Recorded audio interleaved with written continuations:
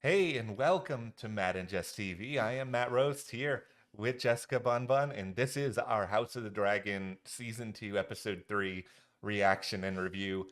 I recognize there are only 3 episodes, and by virtue of that, this is not a big sample size, but I will actually say that this is my favorite episode of the season so far. I Mm. think it's a reminder that we don't necessarily need to have some big, jaw on the floor, losing characters left and right sort of seismic event. Sometimes it's good to just have some character development. Sometimes it's also just good to have Rhaenyra and Alicent in the same room trying to talk some things out. Yeah, no, I agree. I mean, a lot of what I liked about season one was these two characters together having, friendship, sisterhood, then it all falling apart. I mean, these two characters together make the show a lot for me. And I really enjoyed seeing them back together, and especially under these circumstances where it's like, a lot of what is going on and why they're back and forth Mhm. and all this is happening is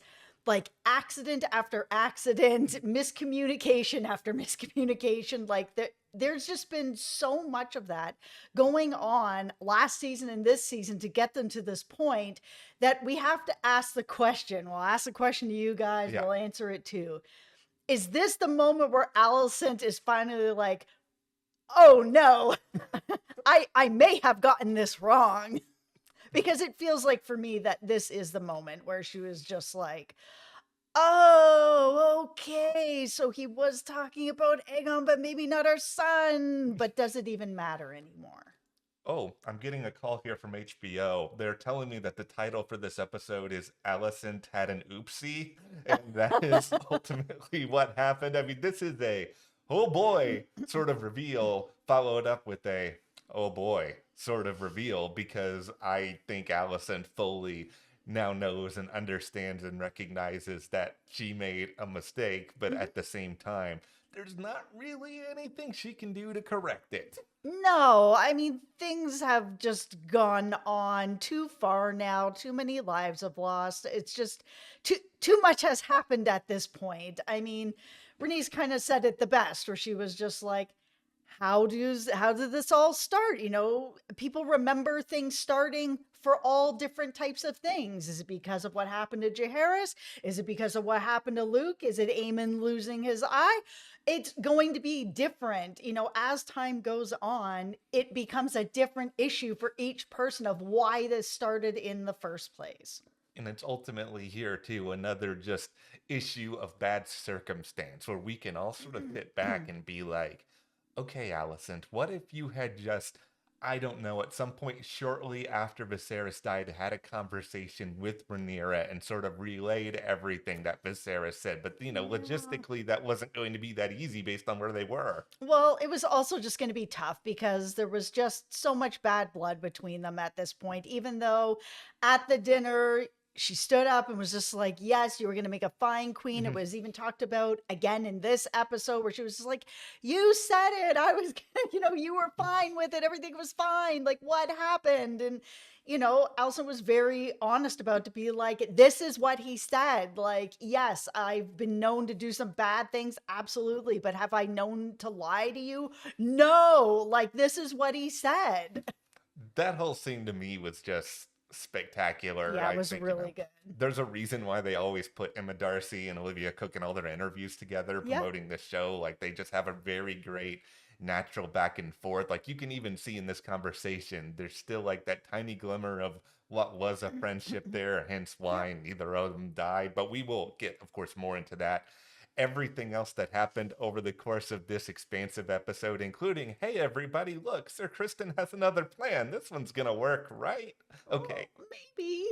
well, go ahead, hit that subscribe button. We will be here, of course, with a lot more House of the Dragon Mhm. coverage all season long, including previews. We'll have some other big discussions, Mhm. and we don't want you to miss any of that. Yeah. Also, if you want to help support the channel further, you can also join our Patreon. We'll have a link for you down below. And thank you to everyone who has. Yeah, thank you guys so much. All right, let's get deeper into this conversation Yeah. because this is really what everybody is going to be talking about. Where there is this like aha moment where finally, Alicent is saying some things. Oh, the prince who was promised. And Rhaenyra's like, oh, wait a second. Did he say that exactly? Yes, he did. Okay, this is what he was actually talking about.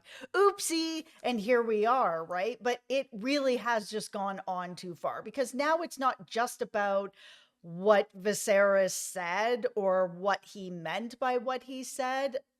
Children's lives have been lost at this point. Yeah. Really bad things have happened on both sides. Now it's deeper than that. It feels like, I mean, Allison kind of said this in the trailer for the whole season. It's kind of like whatever he meant is gone now. Like it doesn't even really matter because of what each side has done to the other's family now. That is where we are. You can also even just throw on top of all of this just how helpless Alicent is, where, yeah, sure, she might have recognized the truth, but Otto's no longer Hand of the King. Nope. She doesn't really have that much of a voice or a place of power. There's a reason why she goes to what I like to call now the candle room, because the candle room is basically the only place that she can really be at peace by herself, being able to feel and emote and Mm-hmm. grieve. I will give a little bit of credit here throughout this entire sequence to Rhaenyra as well, because this is the first time in these 3 episodes that I legitimately understand how someone is able to get away with their little sneak plan, because Blood and Cheese managed to miraculously get to where they were getting to far too easy. We had Mm-hmm. the twin situation. Rhaenyra had to just put on one of those shame outfits and then just kind of go around through there, but she was concealed. I actually believe that she was able to pull this off. Yeah, I mean, it felt like, is she really going to be able to pull this off? I mean, she's the queen, Yeah. so is she really going to be able to? I just wasn't sure, but no, she really did. Yeah, I think that is a great precursor, that scene, to everything that's going to be coming up, because it sort of tells Rhaenyra, okay, in theory, I can go and visit Alicent again. We can have a discussion, but I think in the back of her head now, she's just going to know, what's the point? Because even if I can go and see her and we had this bond, we both Mhm. know where this is going. We both know there's really no way to stop it anymore. So what are we going to do? Just circle the wagons? Well, there's just too many things that are in place now. I mean, Alicent's son is on the throne. What is the event that could have not happened that could have maybe had Alicent be like, okay, you know what, we need to change things up, and it would have to be before her son was on the throne. I think that the embarrassment to the family is a thing that she was not going to be able to handle at all. I think Mhm. she would have just been like, nah, it's already too far gone. But what happened to Jaehaerys, it doesn't matter anymore. Like that's just the end of it. They had, Damon had Blood and Cheese come in. What happened, and there's no putting that toothpaste back in the tube. Like you can't unring that bell. It's over. No, there's really nothing that can be done, but this scene still is a major highlight of this episode. Another one Yeah. for me, and I'm saying this partially as a Team Black fanboy, also partially as a Matt Smith fanboy. Damon, I'm still mad at you. You still did something dumb earlier this season, but I very much enjoyed Damon's like sojourn across Harrenhal, him showing up there, basically just being like, "This is mine now," and him being like, "Oh, Okay. it I was know, the right? easiest negotiation. If all of House of the Dragon could be like this would be a very, very short show." But there was just something kind of cool about Damon being out on his own, granted, because Rhaenyra told him to kick rocks, but he's still trying to figure out something that he can do. And a lot of it really comes down to him understanding the strategic importance of Harrenhal, which at the same time, Team Green also feels that Harrenhal is very important. They're both kind of on the same wavelength. Yeah, it's going to be interesting to see everybody there at Harrenhal at some point this season. I mean, it feels like it's inevitable at this point, but it was also nice to see some of that regret from Damon. I mean, I'm Team Green. I've said it the whole time, and what he did was terrible. What he did was terrible, sending in Blood and Cheese to do that. But seeing that he actually has regret over it, that was nice to see. I wasn't sure. We don't always get to sort of see further deeper into his soul and his heart and how he feels about things. He really keeps that closely guarded. Mhm. So even if it's coming out through nightmares or dreams or whatever, I mean, a lot of your real feelings and stuff will come out that way sometimes. It was good to see that it feels like there's some regret in there, and seeing, young Rhaenyra back. I mean, it was really good. It was a good scene. That genuinely surprised me. I think a lot of it is just these younger actors who play Rhaenyra and Alicent. Like they've Yeah. done a lot of interviews, and I know young Rhaenyra Millie Alcock is going to be the new Supergirl in like the James Gunn DC universe and all that. And they always have said in all these interviews, like, "Oh, I don't think it's going to happen. I don't think that they have completely downplayed this to the extent that I thought my eyes were playing tricks on me." And I was thinking, did they cast someone else who kind of looks like her? But no, it was totally her. That was a fun slash also terrifying cameo, and the way in which it was brought up there to kind of cement further everything that's going on in Damon's head. Is Damon gonna die here? It seems like it's possible. I mean, it was said to him, hey, you're gonna die here. Is that what's gonna happen? What do you guys think? People who don't know, Yes. because we haven't read the book, so Yeah. this is more of the fun theories. Do you think that this is really gonna come to pass? If he passes away, is it here? I think he will be around for a while longer. I think he Yes. will die there, but I'm thinking maybe season 3, season 4. Listen, we at Team Black, we tend to be very practical with our thinking. We recognize, I say we like I'm on the team. Yeah, We Damon's really practical. Okay, we, the potentially surviving people of Team Okay, Black, there we we go. know that there are going to be people who follow along the way, and Damon is going to be just one of them. We're going to throw him in front of everybody else because he has done some very, very bad things that we do not defend.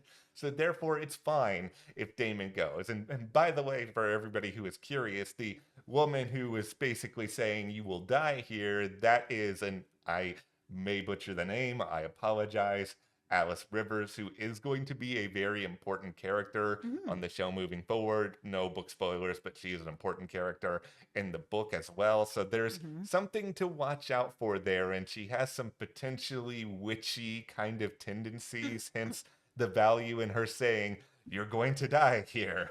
Yeah, it feels like it's probably going to happen somewhere down the line. I don't think we're losing Matt Smith this season, if I'm being honest. I No. don't see it. But yeah, maybe season 3, maybe season 4, who knows? I will be sad whenever Matt Smith leaves, but that's Yeah. just as my love of Matt Smith. That's not as my love of Damon. I will say though, the person, I guess not even the person, the creature I was most worried about in this episode was my beloved Moon Dancer, my favorite Oh. dragon, mostly because it's the only name of a dragon I can consistently remember. And it's kind of cool, but we'll start to navigate into Team Green territory a little bit here Yeah. because Bela's up riding Moon Dancer up above all of this territory that your champion here, Sir Kristen Oh, Cole, yo, no, is that's not, riding bruh. through. No, stop. Listen, we don't claim him. I know Okay. he's on our team, but stop. If he, gets eaten by a dragon, that'll be fine. It'll make our team stronger. He is our weakest link.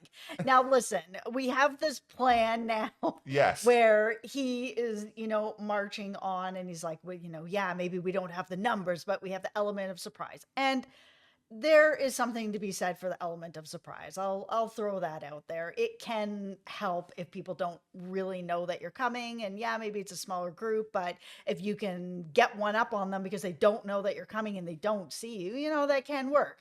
They know you're coming, so we don't have anything right now. But like I said, if Sir Kristen goes, that's fine.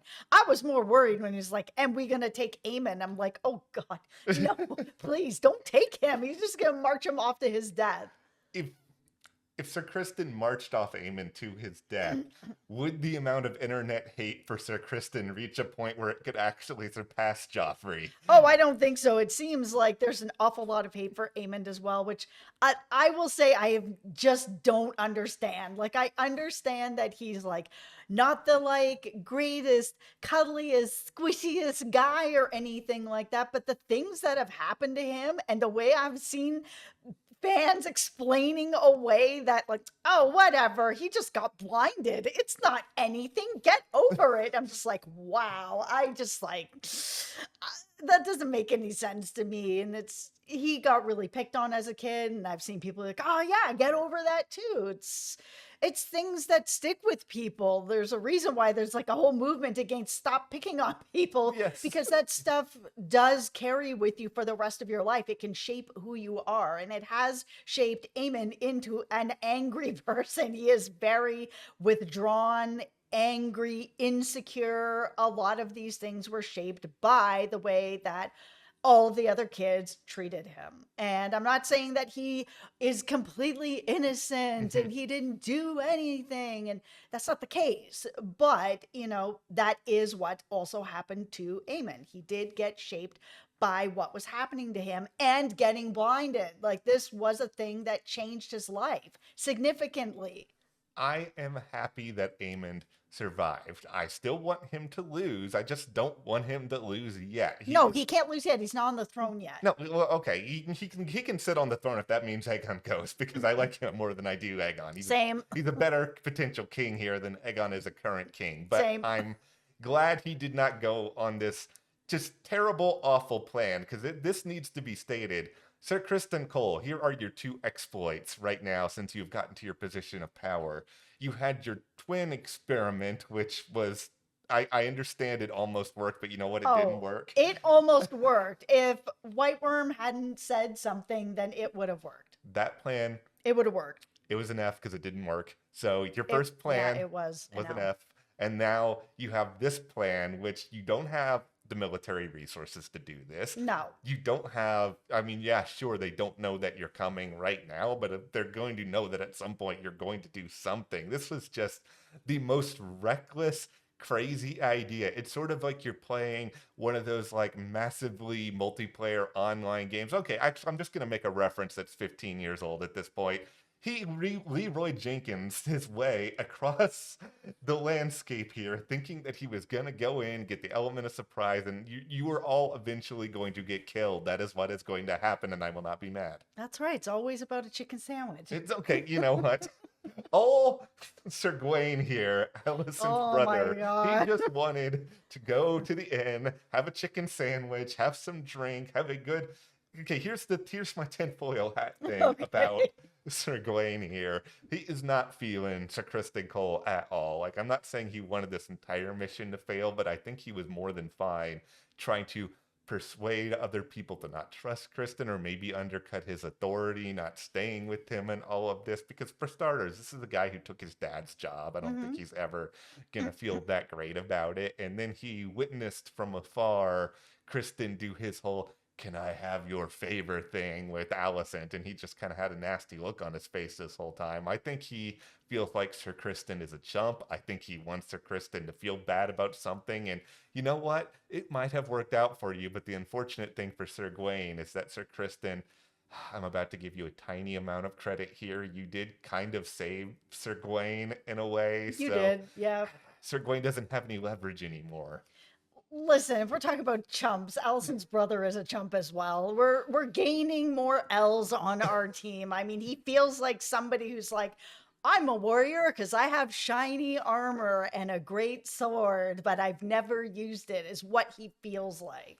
And it's like, okay, and he's going to show up and then go into this, trek out to go into battle to be like, oh, we'll just go into the inn. We're just going to have a good time. It's just like, what are you doing? Do you understand what you're doing and what this journey is? It was really odd. See, as an outsider here on Team Green, if I'm just analyzing them, their biggest problem is this: they are just stacked full of pretenders. You have your pretend. How dare you? Okay, I'm going to say something nice about a couple of them in a moment here. You have your pretend king and Aegon, who shouldn't be the king. Stop. You have your pretend fighters here and Sir Gawain. Are you going to get to the good stuff? Criston Cole, who stinks. Okay, here's the problem. You guys have...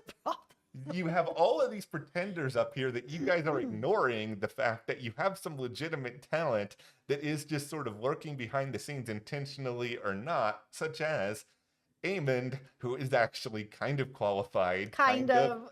he's a good fighter. He is a He good seems like fighter. he has his head on straight, and instead of trying to, I don't know, empower him, make him feel good, you just have your king down there getting hammered and then just completely making fun of him in front of his woman. And I have to admit, I felt bad for Aemond in that moment because he didn't deserve that. That is his place to actually be vulnerable and be himself. Yeah, it is. And it can give him an opportunity if, he's actually wanting that opportunity to get through some of his stuff. Like I said, he's an angry guy, he's an Hmm. insecure guy. He's been teased a lot by a lot of his different relatives, his brother, of course. And it's just continuing on still, even now. Like, he's with this woman and he's having this vulnerable moment, and here comes his brother, teasing him as brothers do. But because Eamon is so still in his feelings and insecure about himself, it was actually really good to see him stand up full D right in front of him and just be like, Was it? have her. Yeah, it was. Because, I mean, if you're in that kind of a vulnerable position, Hmm. he could have easily grabbed his clothes and kind of Yeah. scuttled out. Man, just standing up full D, you can have her. I was like, good for you, man. Like, it's a tough spot to be in. It is. There's only two choices, Yeah. right? You run out hiding in your clothes or full D. He had to full D the situation even if he didn't want to, and I think And even if we didn't want to see it. yeah, I mean, he even I'm sure he didn't like the idea of having to basically tell his partner here that she's nothing, but I think he just sort of realized he doesn't really have that much of a choice at this point. He can't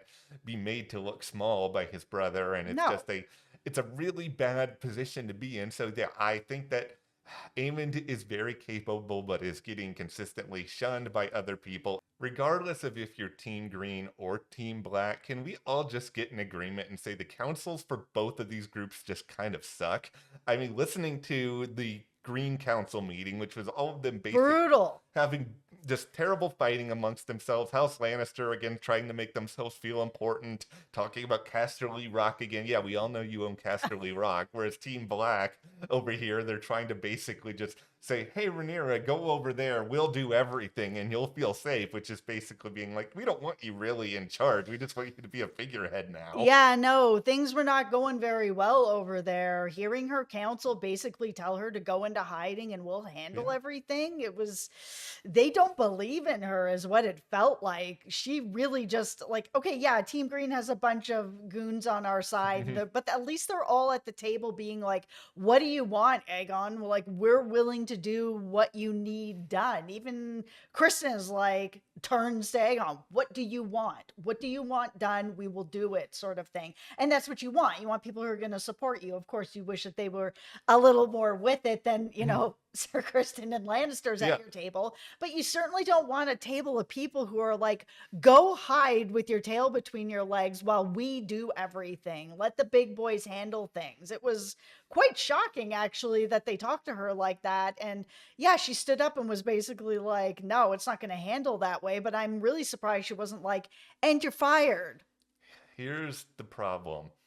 They need Damon because Damon is the goon of that group. They need him to go in there and try to enforce with a little bit of fear. You don't want to rule entirely by fear because then you're a terrible ruler. But Rhaenyra is a lot like her father in that, she's reasonable, she's Mm-hmm. smart, Mm-hmm. she's fair, Mm-hmm. but you also need to put some people in line. So you need Matt Smith there to sort of sneer at people and act a little bit reckless and be like a little bit crazy. You have to be a 4 on a 1 to 10 scale. The problem was Damon earlier this season was a 9 on the 1 to 10 scale. I think the thing with Rhaenyra is that there are people that don't talk to her that way and don't look at her that way, to kind of be like, you don't know what you're doing. Just go to the side, let the adults handle this, and we'll call you in when we've made a plan. Yeah. She can have a smaller council of people that believe in her, because there are people there that believe in her and that would be able to counsel her properly. She just needs to, cut the fat. Okay, I'm gonna very reluctantly give another tinfoil hat theory here. Mm-hmm, I haven't read this mm-hmm. far ahead, so I don't know what's gonna happen, but this is obviously a show where a lot of people die.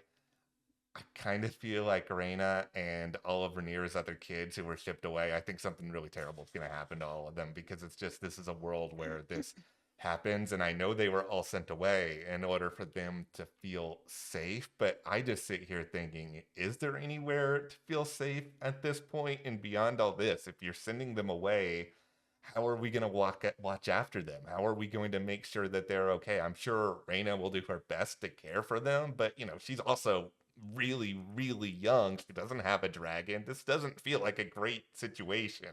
It felt like they just wanted to move some of the cast out of the story, Yeah. that in a way, so that when Rhaenyra, decides to go to battle, it'll be okay, because it's not like, oh, well, she has, a castle full of children back at home and nobody's looking after them, so she would have her mind back at home. If her kids are off somewhere safe, then I think her mind can be on what needs to happen for herself to get the throne. The person I'm worried about is her niece.